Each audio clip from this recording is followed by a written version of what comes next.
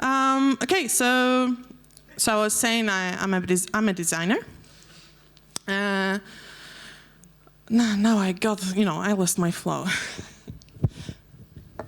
Anyway, I would like to tell you about my journey as a designer and how I became an advocate for collaboration. But before I get there, first let's talk about a couple of dysfunctions. One of them actually, and the first one I want to talk to you about, Paul already mentioned. And the dysfunction is having one person usually sitting in his room and thinking of all of the ideas for his product, all of the features he can add. Usually he's a product owner because, the product is his baby. It's something that he needs to be successful. And he's thinking, what is the next thing we could add to this product so it becomes successful? And this is why he's always adding the features. My father would like to call this strategy like throwing pasta at the wall, because something will finally stick, right? Okay, the second problem I'm most familiar with as far as the gathering requirements go is design by committee. This usually happens in a company that has very strong teamwork values. So all of the people on the team, they have the right to say what they believe, what are their opinions, what are their wishes. But the problem is that somewhere along the road it took the wrong turn, and everyone can make a suggestion, but there's no one else who will verify it with the market, with the users, and make a decision. So in the end, you have this like a list of all the wishes, gathering requirement becomes a wish list, wish contest, right? And you have a documentation at the end that just doesn't make sense, because there are things that contradict each other. And no one really even notices it, because the list is so long that no one is really capable of doing it. The third problem I've seen, I call the wow style. It's to commemorate all of these situations I had when my client, my stakeholder, told me that he doesn't really know what it is that he's looking for, but he certainly knows it has to have a wow factor, So this is all of these situations when your stakeholder, he uses very pompous words, everything is success related, the vision is very ambiguous, but he doesn't really participate in making the calls. No, he leaves it up to you, and you have absolutely no idea what he was talking about, so you have no idea what to do then. And the last one I would like to talk to you about, almost gets it right, because this is a situation when you do ask different stakeholders, people on the team, users, you take all of this into account, and you create a coherent, cohesive, and comprehensible document. Usually the person that writes it all down is a BA. The problem is that BA is so in love with his document that he keeps writing it and writing it all down, and it takes ages for him to write it down. And when he ends up, we have this long documentation that no one really reads, right? I remember I had a friend once, he worked in a bank, so that was a very serious job. So I asked him, what does it look like? He was a developer. I asked him, what does it look like? How do you work? When you are provided with the documentation, do you read it all through? Or do you read just the parts that, are relevant to you? And he's like, you know what? I don't really read it. I scan it through. Then I implement it the way I believe makes sense and is right. It goes back to the BA or the PO, and he then changes the documentation so it fits the implementation. And it goes without saying that there's something wrong with the process, right? So, I've done my share of mistakes with gathering the requirements. I'm not a saint. And I never liked the process. I never liked it. I always thought that, how can I make it better? How can I make it more efficient? And also, how to make it more fun. Because there's nothing funny about sitting by reading the 10,000th email with requirements and put it into the documents. And this is how I started doing workshops. Basically, for the last couple of years, I've tried to make a workshop for every single project that I was a part of. In workshops, what does it mean? A workshop isn't just a meeting. It isn't just having people in one room discussing. It's more like a discussion in action. Because workshop is a long meeting that is well structured. There are tools and techniques that make all of the attendees create a deliverable, something that is physical. So it's very focused on the goal you have. You cannot just sit around, discuss, and go away, and nothing happens. What does it really look like? Something like this. There's gonna be definitely lots of Post-it notes. Lots of flip charts, sketches, pencils, notebooks. What you really need for a good workshop is a nice room with plenty of room to go around, but also, that's very crucial, empty walls. Because you will put your deliverables onto the empty walls. Okay, so there are many techniques because, as I said, the workshop is focused on the goal. You need to finish your workshop with some kind of deliverable. And to be able to do that, you need to plan ahead what kind of tools and what kind of techniques you should use. And I'd like to tell you about a couple of my favorites. And the first one is a project definition. It's a very simple tool. I mean, it's really not that, it's kind of obvious, really, but it helps. It helps throughout the whole process of the project. So you start, this is a great tool for starting out. So when you have a kickoff meeting, for example, you begin your collaboration. So you invite all of your team to the room, and you ask them what it is that we're trying to achieve. What is the problem we're trying to solve? Because the project definition isn't about the solution, it's about the problem. It's about the people that we're trying to help. And it's also about the values that are most important for us for the product. And this project definition serves as a lighthouse throughout the whole process of developing the software. So each time you or your PO has an idea for a new feature, you check it out. Does it make sense with our project definition? Is it still in the scope of our project definition, or are we adding something that is totally, out there? And you make a call. Does it make sense to make this feature or not? And there's also a second tool that helps in creating the right project definition, and this is actually something that Ivona already said. I hoped she wouldn't say that. 5 Whys. That's a tool probably many of you have heard about. It's also very simple. It's quite well known by managers, and it is widely used by managers. But I found that this tool is also great for product development. Because when you're trying to put a project definition, it's very important to solve the right problem. And this is what you're doing with this tool. You're asking yourself, why are we trying to solve this problem? Why do people have this problem? Sometimes it happens there is a root cause, and then that you should probably focus on rather than on the thing that you wanted at the beginning. Another technique I'd like to talk to you about is an interface review. It's good when you're having a redesign, when you're doing a product that is a redesign, or when you're trying to analyze your competitors. Instead of doing it by your computer on your own, you ask people to the room. Before the workshop, you print the most important screens. You stick them to the wall. This is why you need empty walls. And then you give everyone Post-it notes.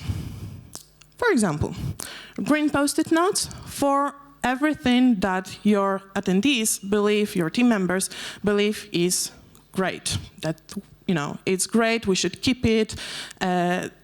People love it. There is some value in this feature.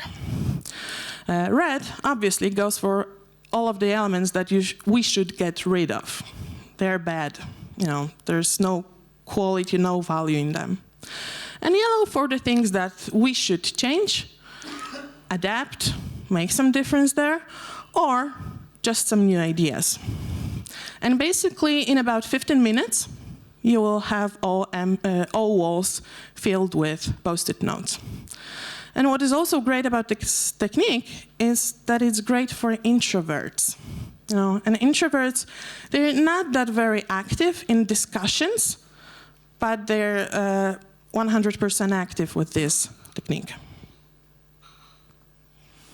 Another technique you may be familiar with, because it's a quite well-established tool for designers, UX designers. They love it, they use it very often.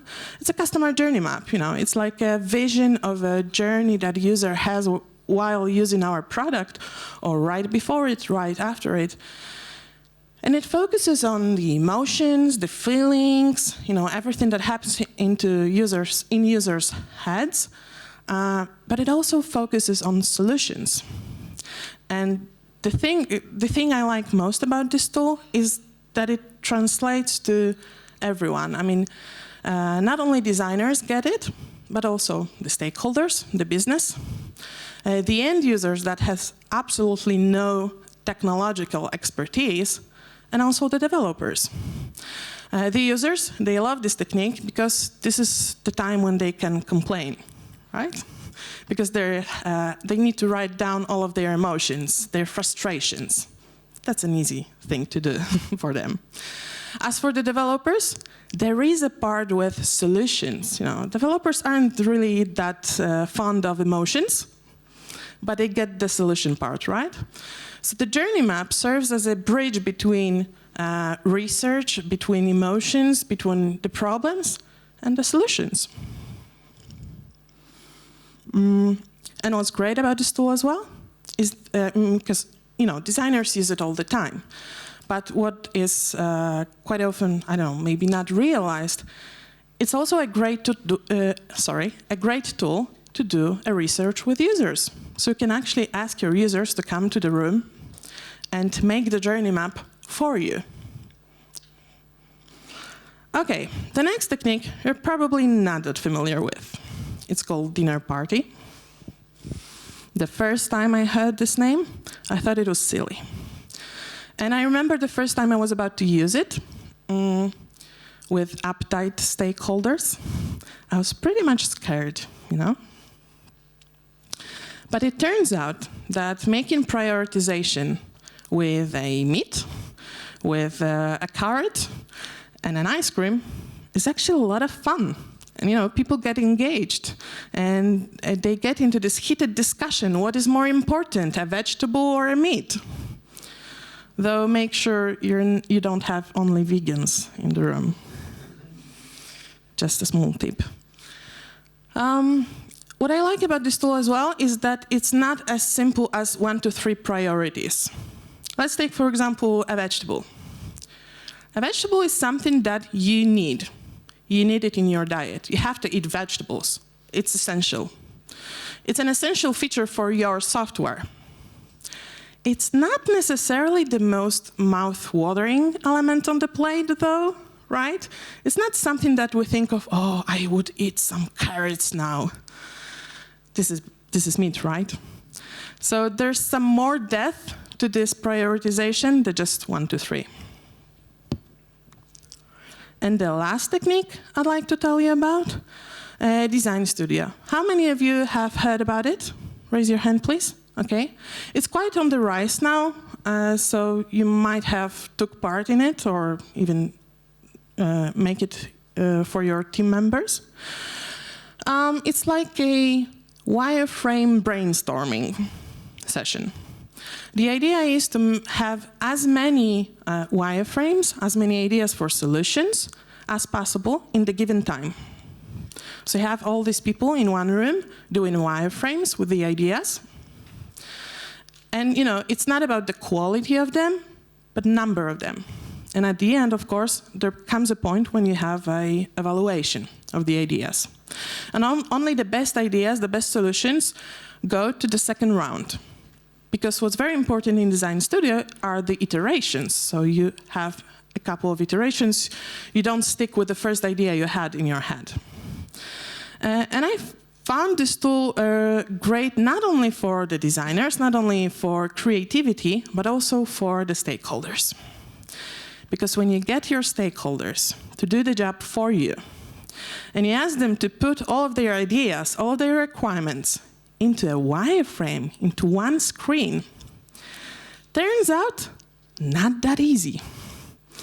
And what you actually get is an appreciation for the designer's job. You know, and it's always good to have an appreciation for your job, right? Okay, these were just a couple of ideas. Obviously, there are a ton of more. These are 3 books. If you're looking for some kind of inspiration, these are 3 books I could recommend. For example, the Game Storming has about 100 ideas for workshops, all of the techniques and tools you may use. But in general, workshops are great because they let you work in collaboration. And you can ask different people to join a workshop, not just the designers. You know, the tech people, the end users, the business. And because all of them have different backgrounds, different perspectives, you end up having this multidisciplinary ideas, you know. So how can you make a good workshop? How long should it be? How many people, etc.? Well, there is one answer that I personally, as a designer, love, because it fits all of the questions, and it depends. And of course, it fits here as well. But what I found productive for me, in most cases, is a 2-day workshop. Each day around 4 to 6 hours. Don't make workshop longer. Because workshops aren't meetings. You cannot just snooze off, you know. They require your full attention all the time. So people get tired, really tired. And I also found out that having this one evening between the first and the second day, it lets people, you know, refresh. It lets the ideas settle. And the next day they come with new notions, new reflections. So it's very productive as well. And this is a sample agenda I wanted to show you of one of my workshops. I'm not saying this is the perfect agenda. I have no idea whether it is or not, but it worked for me and for this case. This case was, it was a project for a TV channel that was aimed at kindergarten children. So there was much user research involved. And the workshop was like a bridge between the research and the design phase to make a strategy. And you can notice here in the agenda, there's one element that happens in both days. And this is like the most important element of a workshop. And it's lunch. Never underestimate the value of a good lunch and how it impacts the collaboration. And a second agenda for a different project. This was a kickoff meeting, kickoff workshop for, the project was educational. It was a little bit different case because it focuses more on design. Because in this case, we already received a list of requirements from the client, from the stakeholders. And the group was very versatile. We had people that were the developers, we had product owner, but we had also people that had absolutely no idea how the digital products are being made. And one of these people was a very, very strict teacher. And I remember at some point, she looked at me. We were about to do a design studio. And she looked at me with a stern look and she told me, I get the feeling that we're doing the job that we hired you for. Yeah, that was scary. So I managed to smile through it. Somehow she did the workshop, she did the design studio, and you know what? At the end, she told me that she was very glad she could take part in this process, in this workshop, because what they found out, the whole team, what they found out is that not only the requirements they had were incoherent and contradicting one another, but they also found out that what they had in mind when they were writing the requirements or reading them, each one of them had something different in their mind. And it only showed when they were trying to put it into a screen. And actually, this sense of gratitude is not that uncommon with workshops. Most of the cases when I ask people to join it, they're very grateful, they love it. I remember in one case, it was a workshop done for one of Polish top 3 companies, and we asked people to join us. And one woman explicitly thanked us that she could be a part of it, because it was the first time for her that she felt like being a part of the project, because it was an internal application, internal software, and she was the end user. And most software in these companies weren't really made for the user, they were done despite the users. And it was the first time that anyone asked her questions. What is it that you need? How do you want it how do you want it to look like? And she was very appreciative about it. Of course, I'm not saying that if you do workshops, everything will be perfect. And I learned it the hard way. Do you remember the first agenda I showed you about the TV channel project? I told you that it was, a successful workshop. People taking part in it, they were actually, during the workshop, they were planning what other projects could benefit from this kind of workshops. So they were in love with it.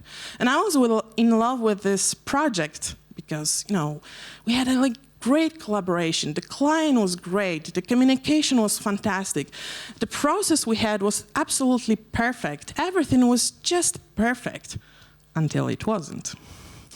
Until one of the people on the team decided that this is not the way he wanted to do it. And he was so persistent and so stubborn that after 6 months, all of the people on the team just, they gave up. And they thought, okay, let's do this his way, because we just want to finish. We just want to end this project. We've had enough. And obviously, that was the end of collaboration. But I'm still a fan. I still believe this is a great way to work together, much better than reading emails all day long. And I hope that you'll try it yourself if you haven't yet. Thank you.